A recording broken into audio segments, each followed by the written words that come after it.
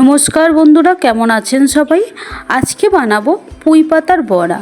আমি গাছ থেকে টাটকা টাটকা পুঁই পাতা তুলে নিলাম, তারপরে ভালো করে আমি পাতাগুলো ডলে ডলে ধুয়ে নেব। কড়াইটা ভালো করে গরম হয়ে গেছে, এরপর আমি তেলটা ঢেলে নেবো। তেলটা গরম হতে হতে এরপর আমি একটা পাত্রে বেসন ফেটিয়ে নেব।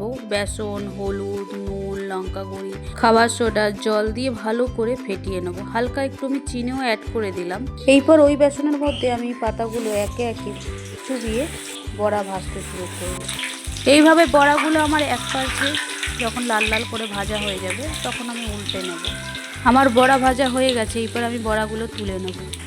কেমন লেগেছে বন্ধুরা? আশা করি আপনাদের সকলের খুব ভালো লেগেছে। ভালো লাগলে একটা লাইক, কমেন্ট, শেয়ার করে দেবে।